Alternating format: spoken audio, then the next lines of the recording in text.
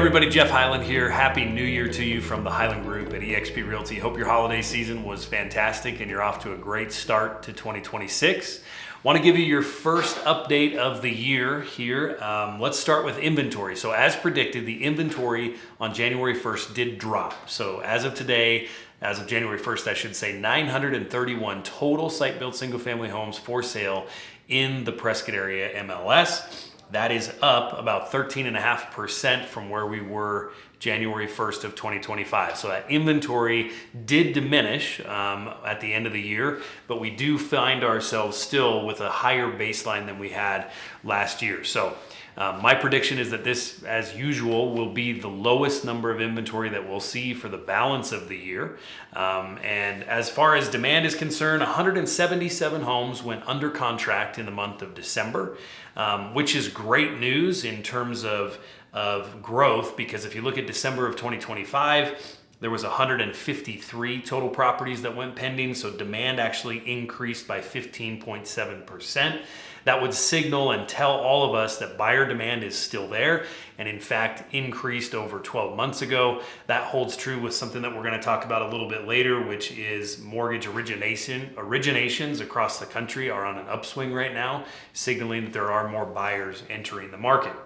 Now, as far as days on market is concerned, MLS wide, the average is 76 days. Those are for the homes that did successfully go under contract and close escrow. That's how long they were on the market before attracting an offer and closing. Before attracting an offer. Then you've got the closing after that.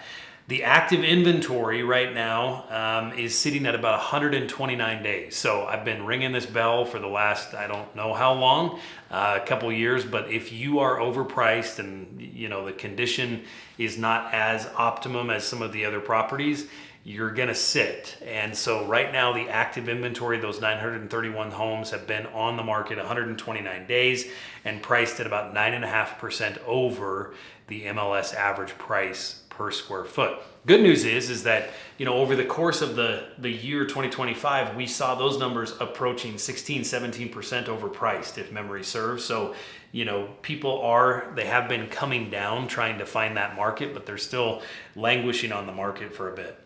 How did we do in 2025?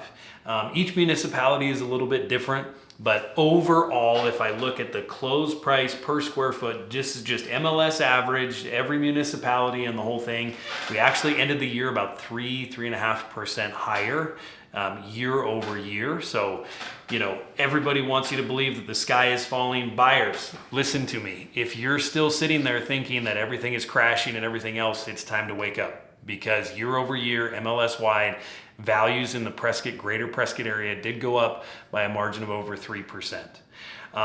What can we expect as we look at 2026? Well, a couple points I wanted to go through with you, and again, to speak to the buyers. The Fed is still predicting that they're signaling that we have a gradual path towards lower rates, but not a return to cheap money. Okay, so we're starting the year right now. We're starting the year right now at about 6.19%. That's the average 30-year fixed mortgage rate. Most of the predictions are saying that we should see maybe by the end of the year about 6%. That's less than 2%, 2.2% of a decline is what most of the experts are predicting for the year. They're also saying that we should see more transaction volume increase. So the National Association of Realtors is predicting that we are going to see an increase in number of transactions year over year for 26 as compared to 2025. The mortgage industry is also predicting an increase in mortgage originations. There's some studies out there signaling to both of those parties that there's more and more buyers saying that this is the year that they're going to make that purchase. So I think it's a combination of they've got more to look at now, the rates have come down, and I think buyers are understanding, and so are sellers, that this is the new norm. An interest rate of 6%, 6.25% is not bad. I ran across an article recently, and it was interesting because it said that at the end of 2025, there are more homeowners in the US right now that have an interest rate of 6% or higher than there are mortgage rates held at 3% or lower. Now, why is that important? If you've been watching any of these videos for the last couple of years, you've noticed me talk about the seller strike. I mean, that's what caused the lack of supply, is that a lot of these people had 2.5%, 3% mortgages. They were unwilling to trade them in for 7.5%, 8% mortgages. And so as a result of that, we had a national decrease in supply, which drove prices up. Now what they're predicting is, hey, now that there's more people that have a 6% or higher than there is 3% or lower, most of those people that had 4% and 5% mortgages, if they wanted to make the move, they've already done it. So there is some sort of, there is some predictions out there that we're going to see an increase in inventory because more and more of those sellers are going to be coming off of strike. So it's normal in the springtime to see the inventory start to grow. If you look back historically, you're going to see a small bump in February and then March, and then usually April, May, June, it's kind of a sharper rise in terms of the inventory that's coming on the market. So it's going to be interesting. Here's what I would say, kind of closing thoughts as far as what we're seeing in the market. Prices aren't falling. They're not falling everywhere.